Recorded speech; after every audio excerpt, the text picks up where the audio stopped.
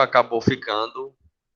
A gente ia hoje ver semicontínuo no calendário antigo e iria cair na prova de terça. Mas aí a gente tá vendo descontínuo alimentado ainda, vai ver agora. E aí a prova na quinta, viu? Na quinta-feira, dia 15.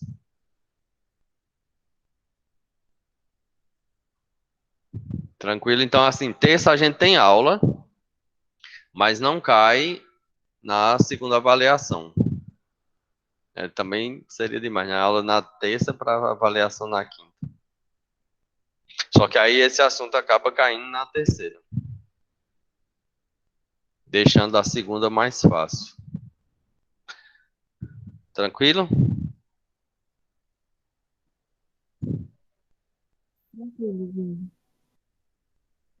Tirando o sono que eu tô aqui. Sono? Sim, Oxente, que história é essa? eu tive insônia, meu bem. Então vamos lá? Juliana ficou ansiosa para ir pro laboratório. Tá vendo o que é que uma Covid não faz? Tá vendo como Quaren- eu amo? Quarentena não faz? Mas deu tudo certo, né? Deu sim, graças a Deus. Então vamos lá, falar de fermentação descontínua alimentada. Bom, então, esses diferentes processos que a gente está analisando, começou no descontínuo, chegou agora o descontínuo alimentado, eles são usados industrialmente ou para nível de pesquisa. Algumas coisas só são usadas para pesquisa, outras coisas são usadas em nível industrial. Os processos, os tipos de processos que estão no livro, eles são para processo industrial, sendo que esse que a gente vai ver agora, né, chamado de batelada alimentada ou fermentação desalimentada, sendo que esse último termo aqui é muito pouco usado, ele é muito bom também para a parte de pesquisa, certo? Então, tem sido estabelecido vários parâmetros fermentativos a partir da descontínua alimentada. Bom, então, mesmo tendo sido feito desde os anos 1900, no início do século 20, e ele era usado principalmente para propagação de Saccharomyces cerevisiae, né, ou seja, o pessoal que produzia levedura para vender para cerveja, vinho, etc., utilizava esse método, mas ele só foi descrito, ele era chamado de cultura por processo descontínuo alimentar, ele só foi descrito realmente nesse trabalho de Yoshida, e ele descreveu como fermentação descontínua, continuamente alimentada com meio nutriente. Complexo, né? Mas o processo é conhecido como fermentação descontínua alimentada.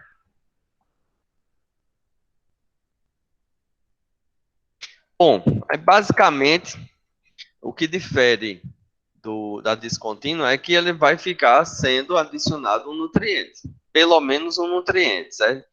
Na maioria dos casos é o meio de cultura inteiro. Então, o meio de cultura começa em pequena quantidade e vai sendo adicionado durante o processo. Então, os nutrientes, ou um deles só, é adicionado gradualmente à adorna. A figura do livro que representa isso está aqui, né? Nessa figura a gente tem um fluxo de vazão do mosto chegando. O processo aqui já está com agitação e já tem um volume inicial que é o volume de inóculo. Então o inóculo fica aqui. Então a gente pode colocar, por exemplo, um inóculo, vamos supor que fosse aqui 5%, mais 5% de meio, então vai demorar um tempo para esse inóculo consumir o meio e ao mesmo tempo vai propagando as células. E aí o mosto vai sendo adicionado o tempo inteiro, até chegar no limite, no volume limite da dorna, certo? Então, essa vazão de alimentação, ela pode ser contínua, tipo 1 litro por hora até encher. Ou pode ser intermitente, de 10% por dia até chegar no limite da dorna, certo? Então, a mudança de volume é uma característica desse sistema. Ela pode não acontecer, essa mudança de volume, se a entrada de líquido for tão pequena que a evaporação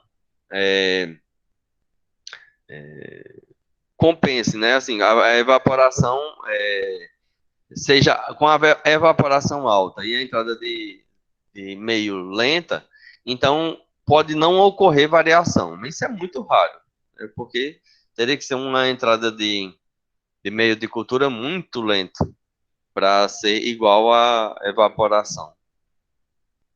Isso pensando num bioreator fechado.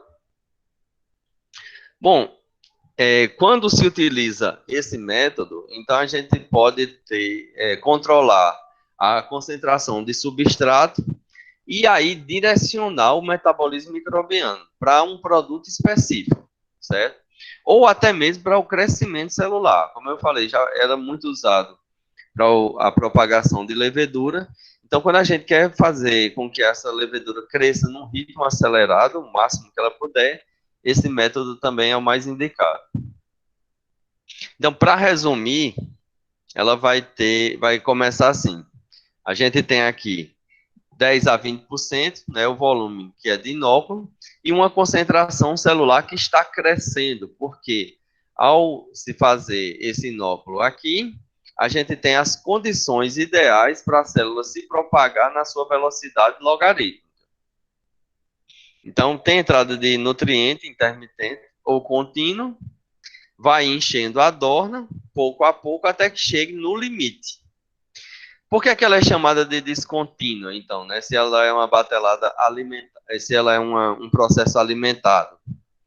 Porque depois que termina de encher, o processo vai seguir igual a descontínua, certo? Igual uma batelada. Então, terminou de encher, agora eu vou ter que ficar analisando os parâmetros da minha fermentação para saber quando é que ela realmente acabou. Tudo bem até aqui?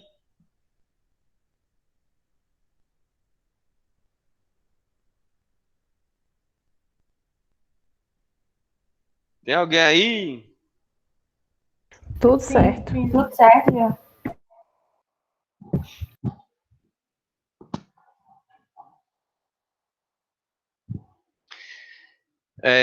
Então, cada condição de trabalho pode diferir de diferentes perfis, não só de substrato, mas também de célula e de produto. Certo? Tem algumas particularidades bem interessantes. Essa é a figura anterior.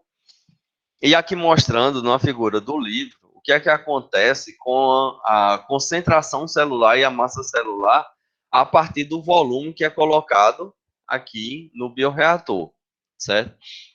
Então, o que a gente espera é que a massa celular, ela vá crescendo, certo? Então, eu tenho uma massa celular, digamos que a concentração celular, ela está aqui no início 10 gramas por litro, certo? Se mantiver 10 gramas por litro, quando eu encher até o final e eu tiver 100 litros, então eu vou ter 1 quilo de levedura. Estão me acompanhando? Sim. Então, como o volume vai crescendo e a concentração celular em cada um, né, nesse volume crescente vai se mantendo, então aqui chegou a uma massa de células bem alta. Por outro lado, como eu vou diluindo o tempo inteiro, eu posso ter uma concentração celular decrescente. Então, a concentração celular ela vai ficando menor a cada vez. Então, assim, se começou 10 gramas, vai cair para 8 gramas por litro. 8, 7, 6, entendeu? Então, aqui chega num ponto, e aqui tem um tempo de enchimento da dorna e o tempo de fermentação. Então, a fermentação, ela continua após o enchimento da dorna. E aí a gente tem aqui essas análises de concentração celular. Então, quando eu faço isso, a célula nunca para de se multiplicar. Certo? Então, ela vem diluindo, mas ela, olha, mesmo após o enchimento, a massa celular continua aumentando. Então, para o crescimento da célula, isso é um método muito bom.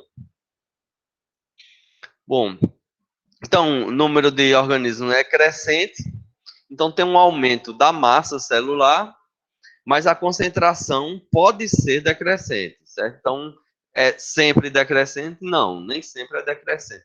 Principalmente quando a gente está tratando de pequenos bioreatores, onde a propagação da célula ela ocorre de outra maneira, certo? Isso porque, digamos que 10 quilos de célula num bioreator, 1 quilo de célula num bioreator pequeno, ele tem uma dinâmica diferente de 1 quilo de célula num bioreator grande, certo? Então, isso pode ter variações.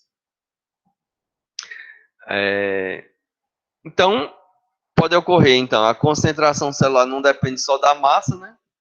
Mas também do volume. Como o volume cresce, a concentração pode diminuir, ou pode ficar constante. A gente vai ver alguns exemplos onde ficou mais ou menos constante a concentração celular.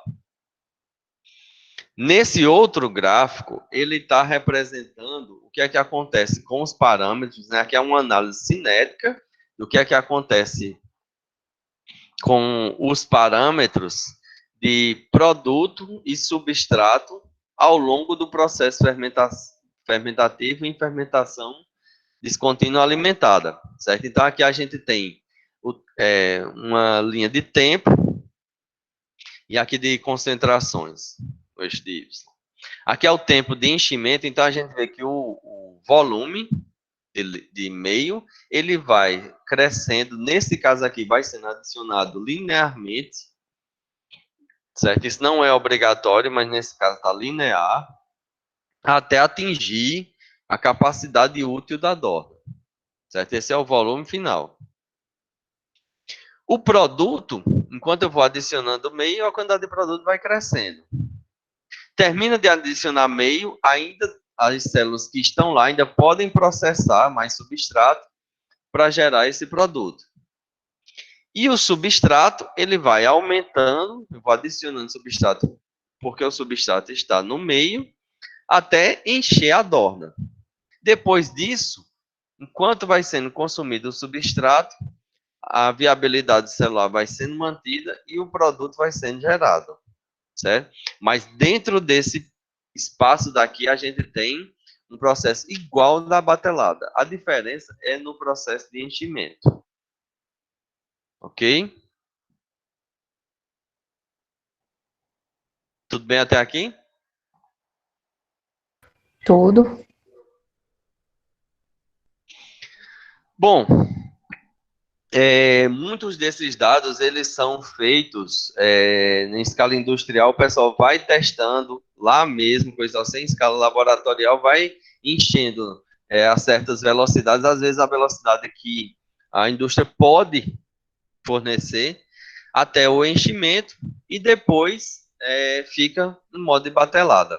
Então, nem tudo que está lá na indústria é divulgado, e aí muitos dos dados industriais o livro não traz justamente porque tem a parte de segredo industrial, certo? Então, uma indústria que conseguiu um bom desempenho a partir do método não divulga o seu método, e aí, justamente porque os concorrentes não podem ter acesso àquele dado ali. Então, quais são as aplicações que a gente tem da descontínua alimentar? Então, pessoal, deixa eu só voltar uma coisa aqui. Além de falar disso, a gente tem a utilização... Não, mas deixa que eu vou falar um pouquinho mais para frente. Eu lembrei, mas acho que eu vou lembrar de novo mais para frente. Tá. Quais são as aplicações? Então, desde a década de 40, tem sido utilizado esse método para a conversão de carboidratos a compostos orgânicos simples. Então, fermentações descontinuadas alimentar tem sido usado com muito sucesso para a produção de levedura, mas se eu der para a levedura um nutriente específico, ele vai direcionar o metabolismo da minha levedura, certo? Então, por exemplo, se eu for alimentando a minha dorna com glicerol, ou com acetona, butanol, ácido lático, outros materiais, a levedura vai produzindo substâncias diferentes a partir desse meio que ela está colocando ali. O meio que está sendo colocado para a levedura. Então, a gente tem um controle melhor do processo e é um método onde a gente vai ser muito eficiente em diversas utilizações. E aí, olha só, quando a gente chega numa indústria que eles trabalham com batelada e estão pensando em aumentar a produtividade, isso aí eles sempre vão pensar, né? Em aumentar a produtividade. Uma das coisas que você pode sugerir para os gerentes da indústria é justamente a troca de descontínuo por descontínuo alimentado. Isso tem aumentado a produtividade em diversos processos. E aí pode ser, no caso que vocês estão aplicando, também aconteça. Certo? Então, porque você vai fazer somente uma mudança no cronograma de execução daquele processo, sem ter nenhum investimento em equipamento ou mão de obra. Certo? Então, com investimento zero, aumentar a produtividade, passando do descontínuo para o descontínuo alimentado. Certo? Isso é uma dica que eu dou para vocês na hora de trabalhar, porque isso pode ajudar a manter o emprego de vocês, uma inovação desse tipo, investimento zero e retorno alto. E também para os processos que vocês estão se programando para fazer aqui no laboratório ou em casa, os projetos da disciplina, vocês também poderiam tentar um descontínuo alimentado. Então, esses vários fatores que a gente está falando, de crescimento, tipo de meio, de adicionar materiais gradualmente ou intermitente, tudo isso vai agir isoladamente ou em conjunto para obter um maior êxito nessa fermentação. Aí a gente tem aqui 6 finalidades de empregar a fermentação descontínua alimentada, certo? E aí a gente, a partir de agora, vai falar de cada um dessas 6 finalidades. Então, a primeira é a minimização dos efeitos do controle do metabolismo celular. Uma das coisas que a gente falou em batelada era justamente que a célula, por ter um excesso de carboidrato no início, ou um excesso de produto acumulado, a célula ela vai sofrer, não vai chegar nas suas melhores condições, no que ela poderia chegar na hora de realizar o seu trabalho. Então, partindo do princípio que o micro-organismo ele não desperdiça energia, certo? Então ele tem mecanismos regulatórios para evitar uma superprodução desnecessária. Ele não quer produzir coisa em excesso. Muitas vezes a gente tenta enganar eles, como por exemplo, com proteína recombinante e um promotor que seja constitutivo, ou seja, o tempo inteiro vai produzir. Sendo que aquilo não seria comum numa célula, né? Se eu estou pensando numa enzima, sem ter o substrato no meio, aquele nosso micro-organismo não iria produzir aquela enzima nem em quantidade tão alta, certo? Então é preciso que a escolha de promotor no plasmídio é uma das estratégias para se aumentar a produtividade. Então, a batelada descontínua alimentada, a fermentação descontínua alimentada, desculpa, ela procura contornar esses mecanismos regulatórios que a gente tem aí no micro-organismo. Então, por exemplo, se eu coloco glicose no meio, a glicose vai reprimir a utilização de todas as outras formas das outras fontes de carbono, certo? Então, se tem glicose frutose, sacarose, primeiro a célula consome toda a glicose, porque é o modo mais econômico, mais simples e mais econômico que ela tem. Para degradar a frutose e a lactose, foi isso que eu disse, ela vai ter que usar uma enzima a mais. Então, só depois de acabar a glicose é que ela vai começar a poder processar outras fontes de carbono. Então, esse fenômeno ele é conhecido como repressão catabólica. Certo? Aqui eu tenho um exemplo, já, peraí. A batelada alimentada, então, ela vai conseguir manter a concentração de glicose baixa e aí vai desreprimir outras vias. Então, como a glicose vai ficar baixa, o tempo inteiro esses micro-organismos vão poder utilizar mais fontes de carboidrato. Quando a gente tem glicose no meio, olhem só essa figura. Então, aqui, ó, tem glicose no meio, está entrando na célula. Aqui vocês já sabem, né? Convertida a glicose 6-fosfato, etc, etc. Mas a glicose, ela estimula a produção de AMP cíclico, certo? O AMP cíclico vai ligar com a proteína kappa, que vai chegar na região promotora desse gene da lactose, certo? Por exemplo, a lactose, e vai reprimir a produção do RNA mensageiro da lactase, certo? Ou seja, os mecanismos regulatórios, eles são de repressão, eles são bem conhecidos já na ciência, mostrando que a presença de glicose impede outras utilizações de carboidrato. Para a produção de levedura de panificação, o mais interessante para essas dornas é também manter a glicose baixa, ou o açúcar que está no meio da sacarose, baixa durante todo o processo. Né? Baixa em um nível suficiente para que essa levedura cresça na sua velocidade máxima. Então, o foco aqui é produzir levedura, certo? Então, é um processo que vai ficar aeróbico, né? E ao ser aeróbico, vai ter as condições ótimas de crescimento celular. Então, aeróbico e na concentração de glicose sempre dentro do ponto ótimo. Então, a célula vai sempre propagar na sua maior taxa de velocidade. Certo? Então, se eu estou fazendo isso, aerando e mantendo tudo aqui numa baixa concentração de glicose, eu não vou ter, por exemplo, eu vou conseguir reprimir a produção de etanol, certo? E transformação de fontes de carbono da célula, que estão estocadas já na célula também. Então, tudo vai ficar direcionado para o que eu quero. Somente passando de descontínuo para descontínuo alimentado.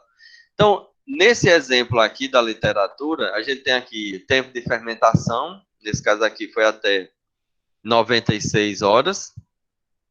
Aqui a gente tem os carboidratos em gramas por litro, e aí aqui a gente vê, ó, na fase de inóculo foi colocado 20 gramas por litro, decaiu até em torno de 13, né? O inóculo consumiu, e aí aqui começou o enchimento da dorna. Aqui é o fim do enchimento da dorna. Quando começou a encher, então se manteve ali sempre entre 22 e 23 gramas por litro, certo? Acabou, então, agora eu terminei de encher, não tenho mais como encher, cheguei na capacidade 8 da dorna, então os carboidratos vão continuar sendo consumidos até chegar uma concentração aqui, ó, menor do que 5. Certo? E o que é que acontece com a célula? Ela, na fase de inóculo, ainda tem uma quantidade pequena de célula, mas vai crescendo esse volume de célula o tempo inteiro até o final do processo. Certo? Então, vai crescer. Então, aqui, pelo que a gente está vendo, foi interrompido em 96 horas, mas poderia se manter ainda até, por exemplo, zerar esse carboidrato. Tudo bem?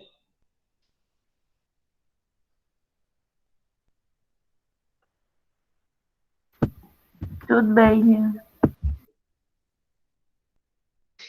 Bom, muito ligado à repressão catabólica. Oi? Tem como tu repetir de novo? Porque eu tava esperando o carro do ovo passar aqui, tava gritando aqui o som, aí eu não escutei muito bem o gráfico. E tava tocando a música do Carro do Ovo. Na verdade era galinha cantando.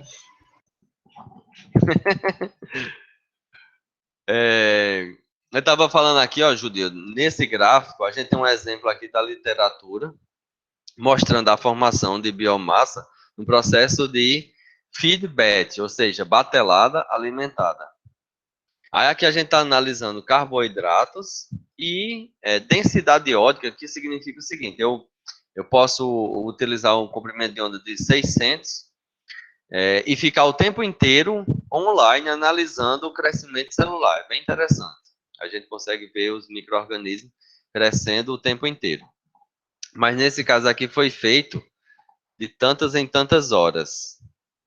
A cada 12 horas, pelo que eu estou vendo aqui.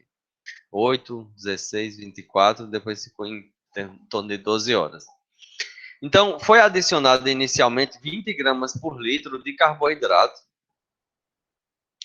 E aí, durante o inóculo, né, desenvolvimento da levedura no inóculo, isso aqui vai sendo consumido, certo? Foi consumido mais lento, porque a gente tem uma quantidade de célula menor durante essa fase. Aqui no final é que começa a acentuar, e também acentua aqui. Aí eu comecei a encher a dorna, certo? Então começaram a encher a dorna. Aqui está nessa seta do enchimento, e aqui o final do enchimento da dorna. Quando colocou isso aqui, a concentração foi lá para cima, entre 22 e 23 gramas por litro de carboidrato. Parou de encher a dorna, óbvio, o carboidrato vai cair, e aí chegou numa quantidade menor do que 5 gramas por litro, certo? Porque se eu não estou mais adicionando, as células vão consumir. Agora, a célula, que era o que eu queria produzir, depois que começa o processo de alimentação, ela cresce na sua velocidade ideal o tempo inteiro e ainda se mantém uma boa velocidade mesmo depois de terminado o enchimento da dorna. Por isso que esse processo não se encerra aqui. Ele ainda segue como batelada até o final, porque como a gente está vendo aqui, mesmo depois, 16 horas antes, até mais aqui, foi 72, né, para 96, 24 horas antes se encerrou a entrada de meio de cultura, e mesmo assim as células continuaram crescendo, o carboidrato sendo consumido. Tudo bem, Juliano? Sim, tudo bem, agora sim, consigo entender. Então, muito ligado a o que a gente está falando aqui de repressão catabólica, tem também um processo chamado de indução catabólica ou desrepressão, certo? Se estava reprimido pela presença de glicose, agora a gente pode desreprimir isso dali também. Então, algum substrato estava reprimindo aquela via metabólica e você pode desreprimir fazendo essa diluição. Certo? Se eu estou o tempo inteiro diluindo, eu baixo a concentração do repressor e aí eu consigo desreprimir alguma via, certo? Então, no livro tem esse exemplo de proteínas recombinantes. Quando a gente tem uma alta concentração de proteína recombinante numa batelada, quando chega no final, quando as células se encontram numa situação que tem muita proteína no meio e pouco carboidrato, o que é que elas vão fazer? Produzir proteases para pegar aquela proteína que está ali sobrando no meio, que não está servindo para nada para ela, afinal nem é uma proteína dela, e ela quer usar aquela proteína para se manter viva, certo? Com ação de protease. Então, essa ação de protease, qual é a leitura que acontece? A baixa concentração de nitrogênio no meio. Então, todo o nitrogênio vai ser convertido a proteína.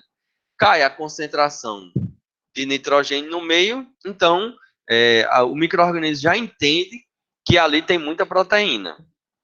Então, aí o livro traz esse exemplo, né? Como é que isso foi contornado? Usando o exemplo da somatropina bovina.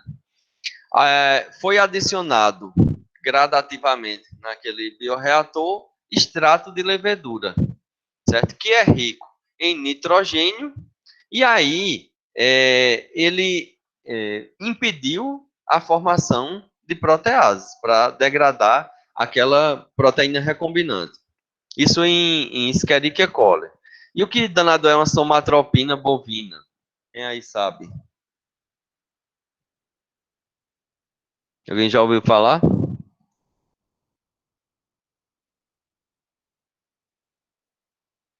Alô?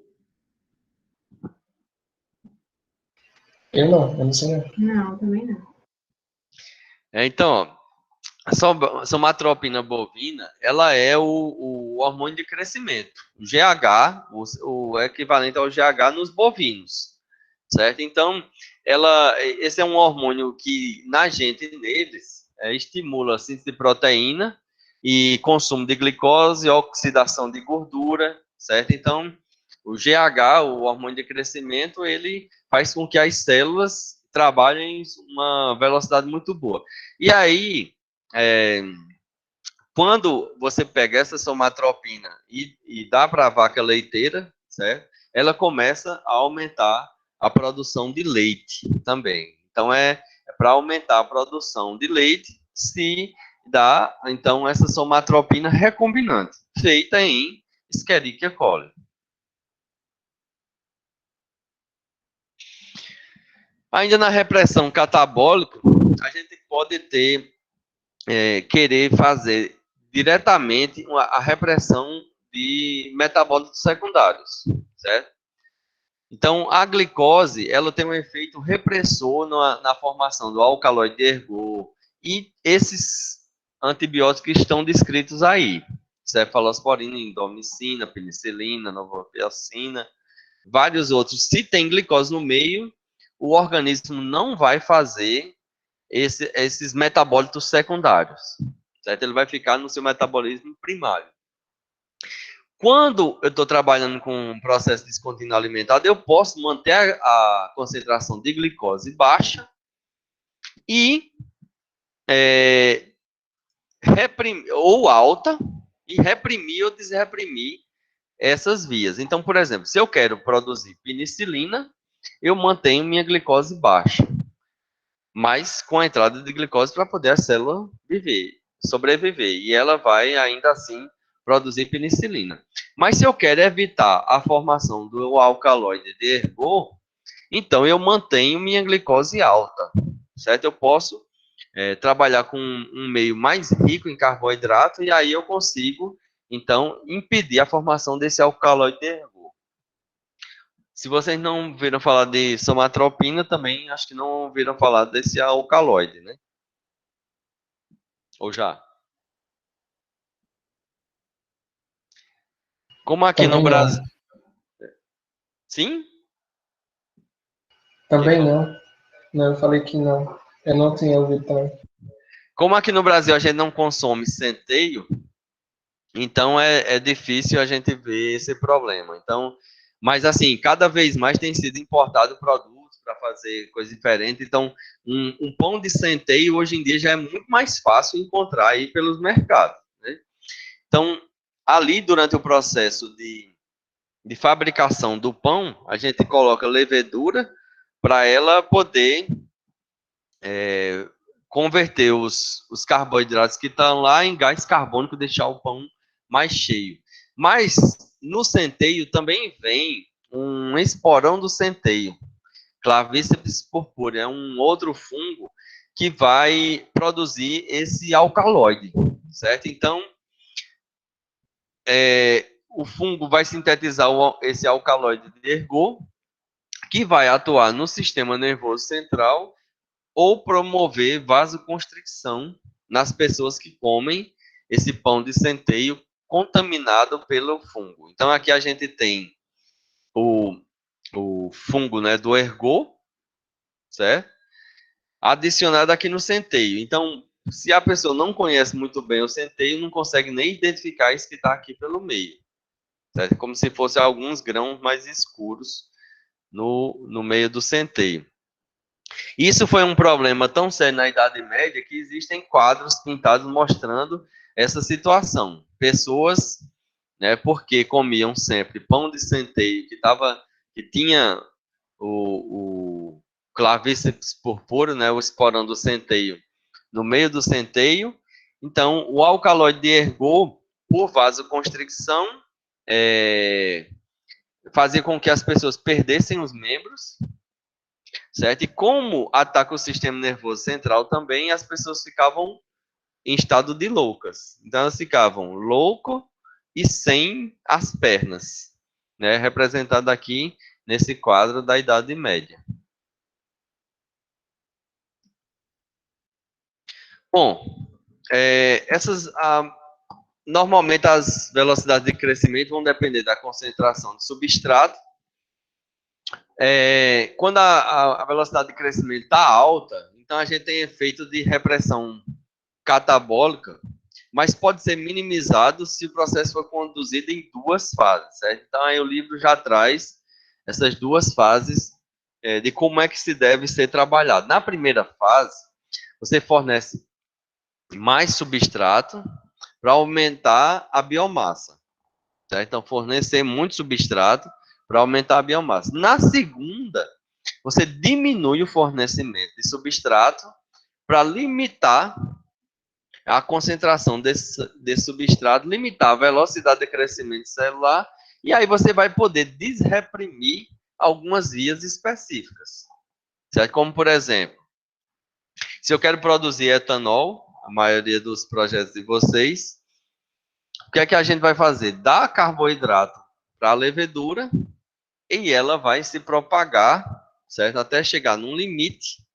E aí, depois disso, ela vai utilizar, como não vai ter oxigênio no meio, ela vai utilizar o carboidrato e produzir o etanol, certo? Mas enquanto ela está com oxigênio, ela está reprimida. Perdeu o oxigênio, vai desreprimir a via de formação do etanol. Bom, e aí tem aqueles casos onde a formação do produto não está associada ao crescimento da célula, mas você pode trabalhar com esse método por um período maior. Se tiver associado ao crescimento da célula, é a melhor tipo de processo que existe, porque ele é o melhor para fazer o micro-organismo se propagar, certo?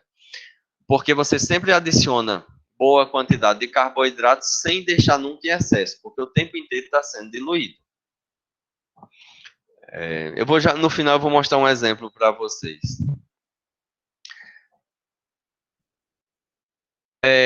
Outro mecanismo de regulação é o chamado feedback. Então, o tempo inteiro a gente escuta falar, né? Vou receber um feedback, né? Vou receber uma resposta a partir do que eu fiz. É uma retroinibição. Então, muitas enzimas são inibidas pelo produto final, certo? Só que se eu conseguir manter o produto final diluído o tempo inteiro, então eu vou conseguir manter essas enzimas sempre ativas, certo? Quando chega na fase batelada, então essas enzimas elas podem chegar a ser inibidas. Mas, para isso eu posso utilizar, para contornar isso, eu posso utilizar mutantes auxotróficos, que a gente já falou na aula anterior, né? Mutantes nutricionais, eles precisam receber um determinado nutriente para poder crescer, para poder se multiplicar e realizar suas funções. Então, se eu for adicionando só esse nutriente, controlando o crescimento do meu micro-organismo, eu posso contornar essas questões de inibição, certo? Então, na produção industrial de aminoácidos, isso aqui é muito utilizado. Se eu uso um mutante auxotrófico, então o tempo inteiro eu vou controlando o crescimento dele e ele vai produzindo o tempo inteiro esse aminoácido, sem, de novo, consumir aquele aminoácido. Saindo do item anterior para esse, a gente tem a prevenção da inibição por substrato ou precursores. Então, alguns nutrientes, como metanol ou etanol, aí vocês podem achar estranho, mas a gente tem comercialmente, né, o já conhecido da ciência, leveduras que são metanogênicas. Então, a Pichia Pastores, por exemplo, ela utiliza metanol na concentração de 0,5% para o seu crescimento, certo? Então, é possível um micro-organismo utilizar metanol, etanol, ácido acético, que é uma estrutura carbônica, né, uma estrutura orgânica, e aí vai poder ser utilizado no seu metabolismo. Mas alguns desses compostos, eles também inibem o crescimento, se eles estiverem numa concentração alta. Então, como eu falei do metanol, a pessoa que vai cultivar a Pichia Pastores com o metanol, precisa manter sempre na mesma concentração. Subiu isso daí, vai ser inibitório para aquela levedura. Então, ao se tornar inibitória, a gente precisa, então, controlar isso. Como, né? Com a diluição e o controle da entrada de meio na velocidade apropriada. Certo? Então, a gente consegue fazer essa adição gradativa e controlar isso. Então, muitos pesquisadores, eles olham para a inibição do substrato e já sabem que acima de 10% em Saccharomyces cerevisiae, a gente tem o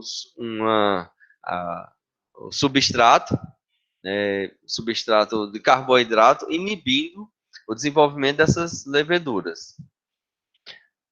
Além disso, a gente tem precursores que a gente pode adicionar naquele meio que também são tóxicos, certo? Então, eu falei anteriormente de glicerol, de outras coisas que podem ser tóxicas para qualquer célula em concentrações altas.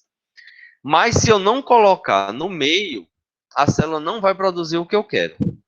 Então, eu consigo controlar isso saindo da batelada para batelada alimentada. E aí eu vou controlar a concentração da substância tóxica que eu preciso colocar ali no meio, porque é um precursor, e fugir dessas condições que são inibitórias. Tudo bem? Outra utilização do descontínuo alimentado. Minimização da formação de produtos metabólicos do metabolismo tóxicos, né? Então, esses produtos tóxicos, quando a gente tem alta densidade celular, vai produzir muita substância tóxica. Quando a gente está tratando micro-organismos recombinantes ou células animais, a gente sabe que tem um aumento na produção de ácidos ali no meio. Certo? Então, quando isso acontece, a célula acaba morrendo. E aí morreu as células, parou a fermentação. Então, você pode restringir a velocidade do crescimento de algumas formas, né? Controlando a entrada do substrato, controlando a entrada de oxigênio e também controlando a transferência de calor, a temperatura que você tem ali no meio. Quando eu estou colocando o carbono em excesso em E. coli, ela vai produzir ácido acético. Se eu colocar muito carbono para as células animais, vão produzir lactato e amônia, substâncias que podem chegar a matar a própria célula.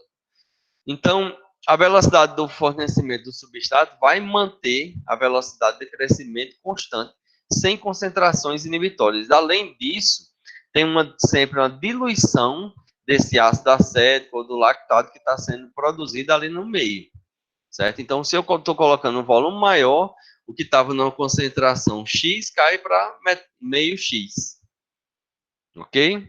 Então, a gente vai sempre diluindo e mantendo essas concentrações de forma não inibitória. Uma outra aplicação, superação de problemas frequentes de estabilidade do processo contínuo. Isso aqui é muito simples. Muitas vezes você quer trabalhar em modo contínuo.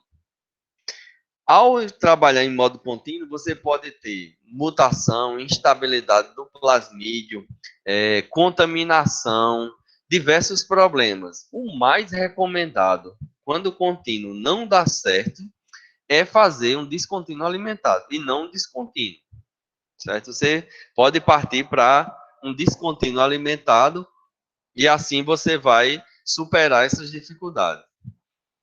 Outra aplicação, adequação de processos fermentativos a condições operacionais. Então, no Brasil, o livro traz o exemplo da produção de etanol, que tem aumentado muito a capacidade volumétrica e o número de fermentadores, né? A produção cada vez mais crescente e parece ainda não dar conta da demanda. Afinal de contas, a gente ainda tem, por exemplo, como combustível, né, o etanol num preço muito alto. Tá. Quando eu estou trabalhando com um processo descontínuo, clássico, como está descrito aqui, tem muita formação de espuma que atrapalha o volume útil da dorna e tem efeito de inibição pelo substrato. Aí eu já falei na aula passada que uma das formas de eles têm feito isso, por exemplo, na produção de cachaça é reduzir, né, diluir o caldo de cana, o caldo da cana. Então, quando eu estou trabalhando com descontínuo alimentado, eu não preciso fazer isso. Eu não preciso, por exemplo, ficar fazendo diluições.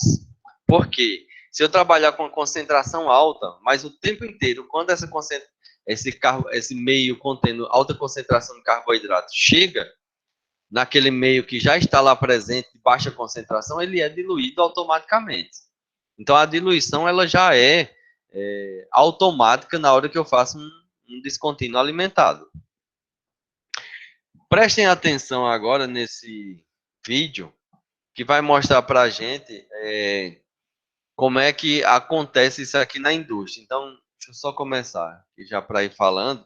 Aqui está sendo demonstrado 2 tanques, um de resfriamento e um outro de cultivo, né? Eu tenho tanque de fermentação mesmo.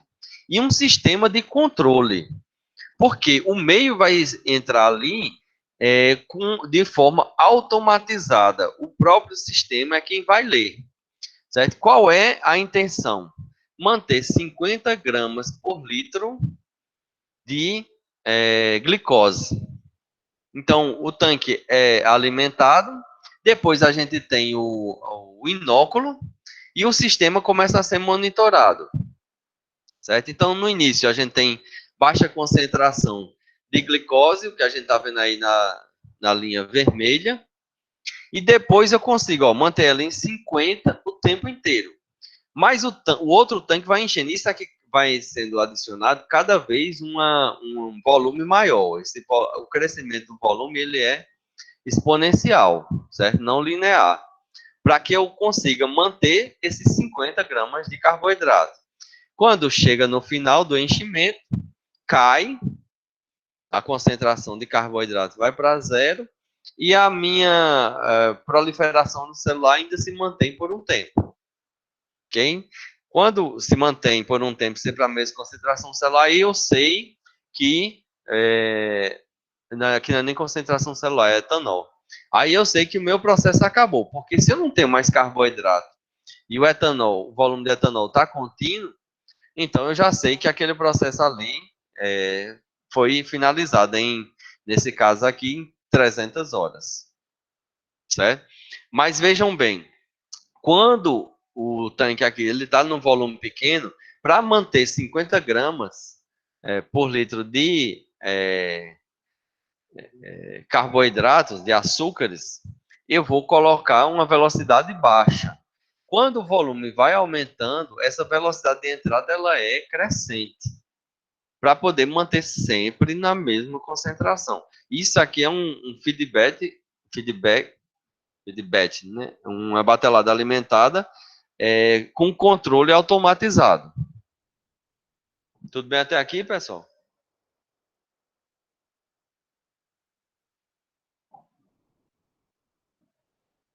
Tudo bem. Sei que tu estava dormindo, só. Achei não. Então, você também pode colocar esse último exemplo foi uma vazão crescente de nutrientes. mas você pode colocar também uma vazão decrescente de nutrientes, que pode levar a uma maior produtividade. Isso depende do processo que a gente está falando, né? Então, em alguns casos, a velocidade para problemas como espuma e velocidade da adição de açúcar no início, quando a gente vai, o processo vai caminhando, então pode ter inibição por etanol durante esse processo. Mas se eu for aumentando a minha concentração celular, essa inibição ela vai ser mínima, porque a quantidade de etanol por célula vai ser menor. Então, sempre propagar a célula vai fazer com que ela sofra menos com o etanol presente. Você vai ter mais células para produzir e cada célula individualmente vai sofrer menos com aquela concentração do etanol que está ali presente. No caso, quando você tem um nutriente também que é instável, certo? Você pode adicionar ele aos poucos. Então, uma temperatura de cultivo de 30 graus, e eu estou ali adicionando uma vitamina que pode se degradar tantos minutos em 30 graus. Então, se eu colocar todo de uma vez, ela degrada toda de uma vez. Mas se eu for colocando ela aos poucos, o micro-organismo vai consumindo ela antes dela degradar. Ok? Outra aplicação da batelada alimentada é o estudo da cinética de processos fermentativos. Então, aqui a gente tem uns exemplos comparativos de batelada com batelada alimentada, certo? Aqui a gente está vendo a parte de crescimento celular. Então, o crescimento celular na batelada ele era contínuo, até que chegava um momento que estagnava. Já na batelada alimentada, ela fica alta o tempo inteiro, certo? A mesma concentração o tempo inteiro. Enquanto que na batelada, o ácido lático, que é o que está sendo produzido aqui, ele vai até um certo nível. Na batelada alimentada, você consegue produções maiores, então atingir concentrações maiores de ácido lático, já que ele pode provocar dano à célula. Certo? Então, eu estou diluindo e consigo produzir mais. E o carboidrato, que na batelada muitas vezes ele não zera, porque o produto está inibindo a célula e ela não consegue mais captar esse carboidrato. No caso da batelada alimentada, ela vai lá muito mais para próximo de zero, ou seja, não há desperdício e há maior produtividade, concentrações celulares sempre maiores. Então, esses baixos níveis de substrato por longo período de tempo, eles são favoráveis à estimulação desses parâmetros cinéticos, certo? Então, eu vou manter minha concentração celular constante, controlar. Se eu quiser, eu posso controlar a velocidade de crescimento. Como é que eu controlo? Com a velocidade de entrada de substrato no meu reator. Então, você consegue controlar e atingir as velocidades máximas. Né? Isso geralmente só é alcançado em fermentação descontínua alimentada. Nem no contínuo a gente consegue a velocidade máxima de propagação, só no descontínuo alimentado. Bom, saindo da utilização, essa era a última utilização das 6, a gente entra na classificação desse descontínuo alimentado. Às vezes o texto do livro não deixa exatamente claro, mas aí eu vou frisar aqui para vocês, certo? Tem muitas aplicações, mas a gente vai ter praticamente só 2 tipos de descontínuo alimentado. Então, essas diversas aplicações vão levar a variações dentro do processo, certo? Então, é preciso sempre ajustar o processo à condição de produção daquela indústria específica. E aí tem se desenvolvido tecnologias complementares. A primeira delas é o processo o descontínuo alimentado repetitivo. Certo? Ele é repetitivo porque ao quando chega no final, então a gente pode retirar o líquido da dorna, deixando um certo volume que vai servir como um inóculo. Como eu já tenho meu inóculo presente, como é que eu reinicio minha batelada alimentada? É só ir adicionando meio na mesma velocidade de antes, e aí eu já reiniciei meu descontínuo alimentado, certo? Então, como isso é mantido indefinidamente, isso é chamado de descontínuo alimentado repetitivo. Então, de tempos em tempos, tira o caldo fermentado, mantém o inóculo e vai adicionando mosto na vazão conveniente, certo? Terminada essa fermentação, eu posso repetir o processo o tempo inteiro, por isso ele é chamado de repetitivo. Alguns autores, é isso que o livro não deixa muito claro, alguns autores chamam esse processo de cíclico, certo? Ao invés de repetitivo, vão chamar isso de cíclico. Então, um descontínuo alimentado cíclico. Mas é a mesma coisa de repetitivo. Esse tipo, né, é muito utilizado na produção de levedura, de antibióticos, tudo que você precisar manter a velocidade de crescimento controlado, você consegue uma fase produtiva por mais tempo utilizando essa forma de operação cíclica ou repetitiva. O segundo tipo é o descontínuo alimentado estendido, certo? Onde, ao invés de ser carregada e descarregada a dorna, a gente tem uma adição contínua somente do substrato limitante, certo? Então, a gente vai focar só no substrato limitante. Então, elas vão diferir porque o processo descontínuo alimentado repetitivo, ele vai ter uma periodicidade longa, né? Isso pode passar meses trabalhando. Os dois grupos, eles vão trabalhar com adição de substrato, certo? E mecanismo de retroalimentação. Mas existe uma variação que está apresentada no livro, nessa tabela 10.1, que vai mostrar para a gente a diferença quando tem controle por retroalimentação e quando não tem controle por retroalimentação. Então, sempre que a gente tem um modo estendido, vai precisar de controle por retroalimentação. Esse controle ele pode ser indireto ou direto, certo? Aí aqui a gente tem uns exemplos. Qual é o parâmetro de controle? Coeficiente respiratório. Então, quanto de gás carbônico está sendo produzido ali no meio? A gente sabe quantas células tem a partir do gás carbônico. Ou um controle direto, produção de etanol, certo? Substrato aditivo, aqui num caso melaço, no outro etanol. Produto, aqui eu quero produzir levedura e aqui eu quero produzir proteína. Mas quando eu não tenho controle por retroalimentação, eu posso fazer ele cíclico. A entrada de nutrientes pode ser intermitente ou por incremento. Eu vou já mostrar para vocês o que é intermitente.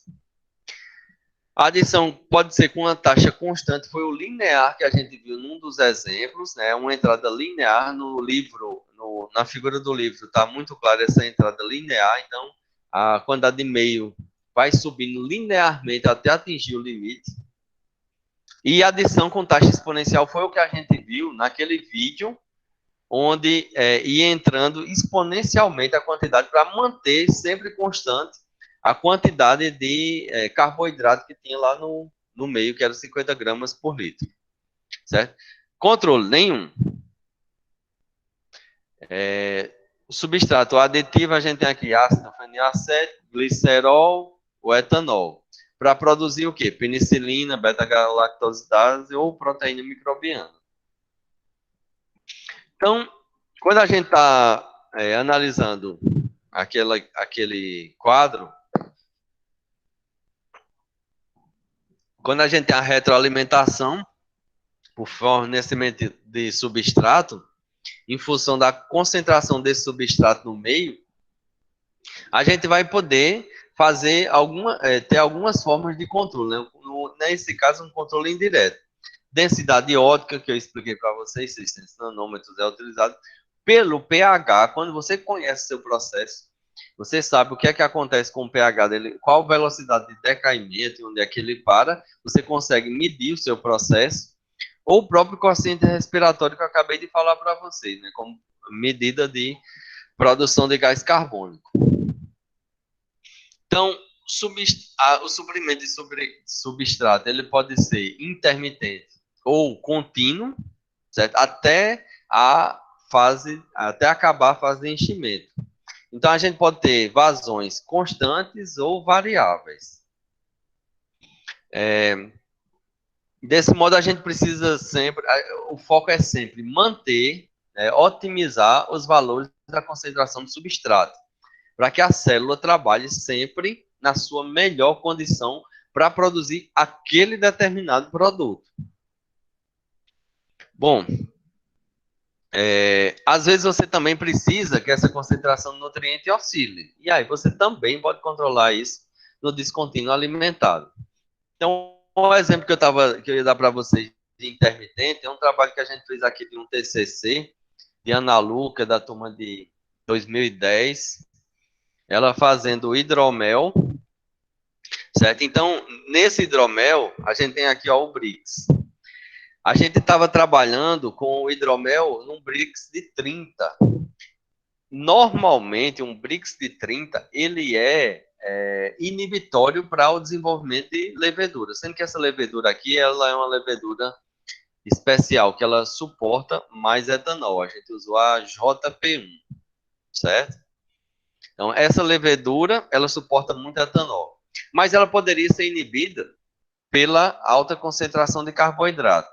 Então, a gente, no bioreator automático aqui do CDSA, lá do laboratório, que tem um volume útil de somente 1,2 litros, né, 1.200 ml, a gente começou com 0,4 do inóculo, volume inicial que tinha um inóculo, era só 0,4. Era muito já pensando no final, mas era o agitador mecânico, ele só chega no bioreator até uma certa altura. Então, a gente precisava ter 400 ml ali para que a gente conseguisse ter uma mistura eficiente. E ao invés de adicionar continuamente, porque o bioreator ele tem umas bombas que podem fazer isso, só que a menor velocidade da bomba peristáltica, ela é ainda muito alta. Quando a gente foi testar, era uma velocidade muito alta. A gente precisava de 10% da velocidade mínima dela, para poder ir trabalhando durante alguns dias a adição de carboidrato, e que a gente conseguisse diluir esse Brix de 30. Então, o que é que a gente fazia? Todo dia adicionava 200 ml de meio. O que é que aconteceu na hora que colocou os primeiros 200 ml? A gente já tinha 400 aqui. Então, 200 ml a 30, vamos supor que isso aqui tivesse zerado de carboidrato, né, já que o Brix dele aqui estava bem baixo. Aqui é o Brix total. O Brix já estava bem baixo. O que é que a gente fez? Ao adicionar o nosso hidromel, ia sempre tendo uma diluição lá dentro. Ia diluir com esses 400, os 200 que eu coloquei, ia diluir nos 400 que já tinha lá. E assim sucessivamente, até que atingiu o volume, certo? Depois que terminou o enchimento, então o carboidrato foi consumido por inteiro. Essa levedura é muito boa, mas a concentração celular, diferente do que está descrito na literatura, a concentração celular e a massa celular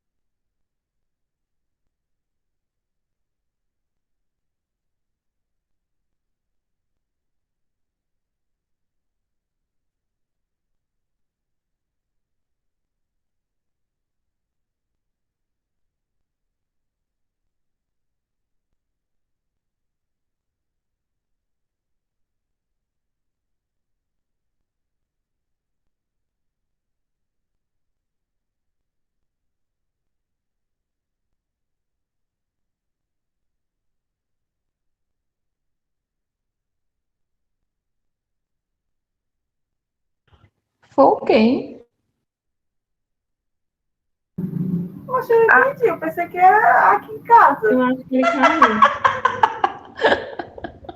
Eu pensei que era a internet. Não, aqui no caso foi a Jean. Eu também acho. E aqui tá oscilando, viu? Aqui tá já. Já caiu.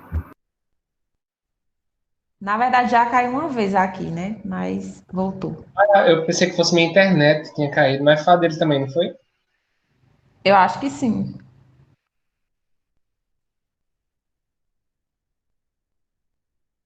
E ainda tá gravando. Eu paro a gravação ou não? Deixa eu ver se ele volta. Espera um pouco pra ver se ele volta.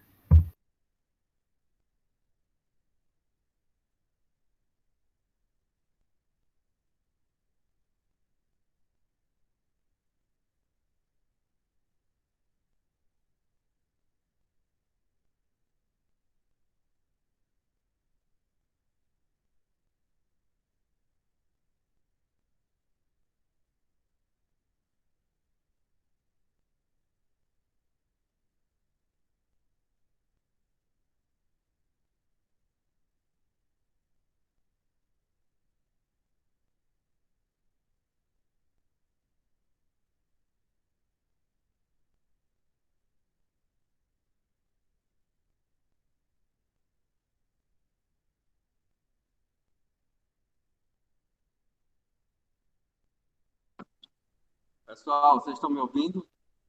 Sim. Acabou minha conexão aqui caindo nos dois computadores. Tá voltando agora. Eu consegui aqui acessar no celular. Aqui também caiu uma vez. Aí voltou. Quem tava caindo muito foi Manu. Eu vi caindo e voltando várias vezes. E aí, eu não sei até que ponto do coisa que eu estava explicando vocês viram.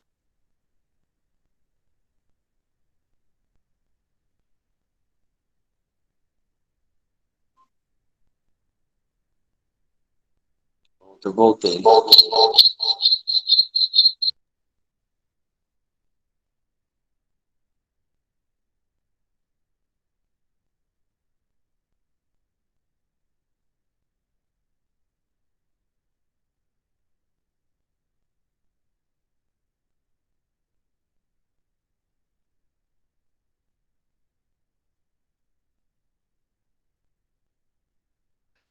Teu microfone, Jean.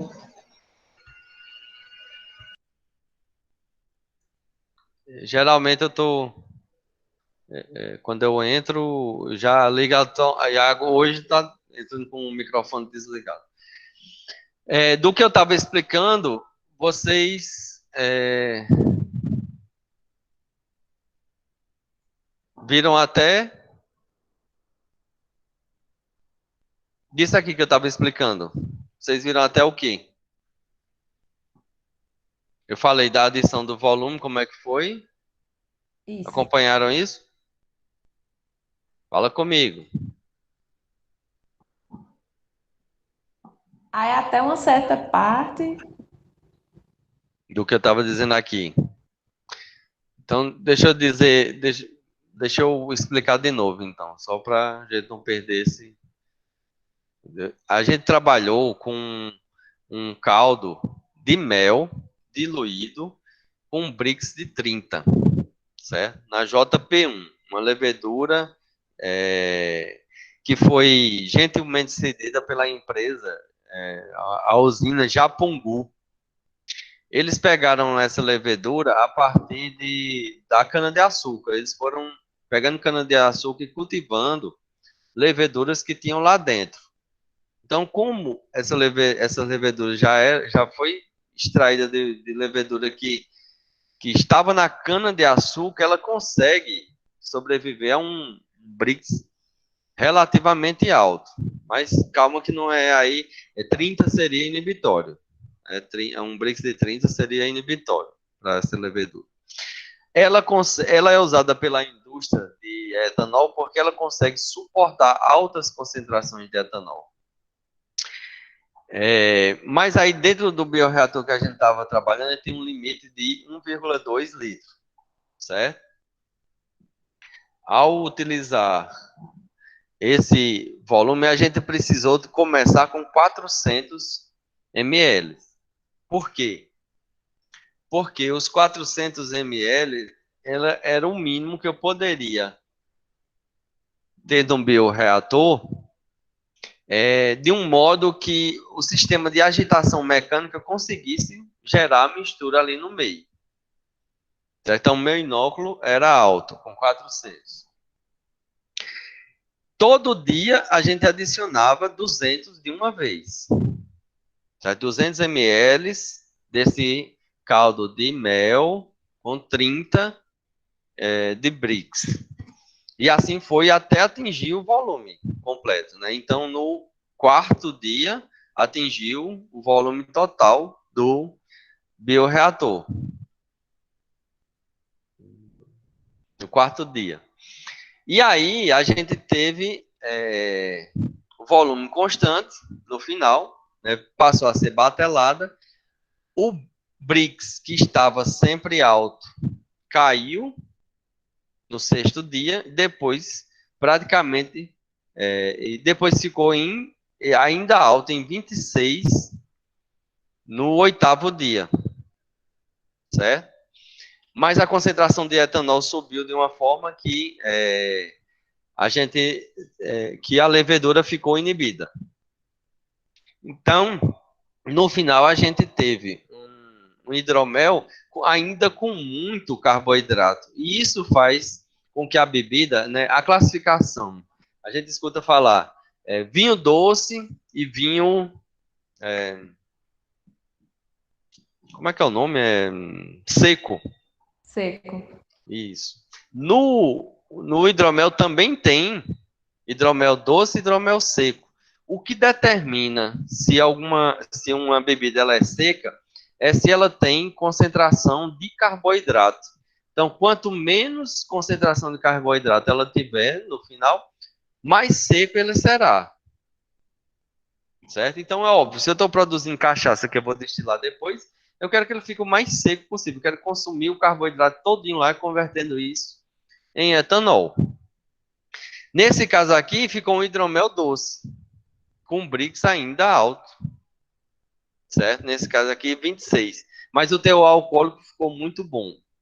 Aí um outro comentário que eu estava fazendo era da massa celular e a concentração celular. Nesse caso aqui, nesse exemplo que a gente tem aqui, ficaram parecidas a massa celular e a concentração celular. E para eu chegar na massa celular é muito simples. Eu só preciso pegar a concentração celular e multiplicar pelo volume. E aí eu vou ter minha massa celular. Tudo bem?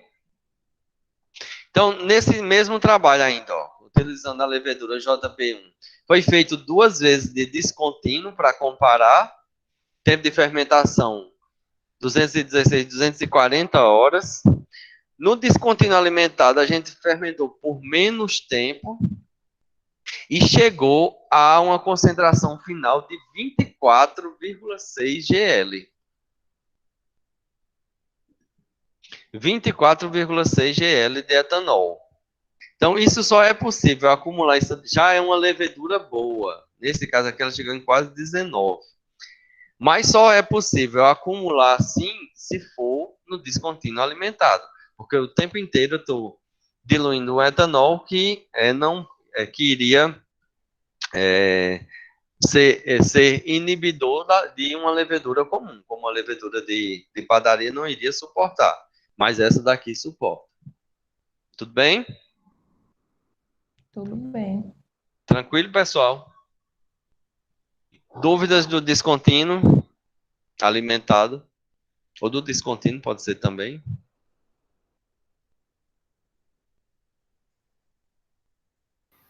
Por enquanto, não, professor. Só quando começar a estudar, né, Marina? Vou desviar. Ainda não começou? Comecei, gente.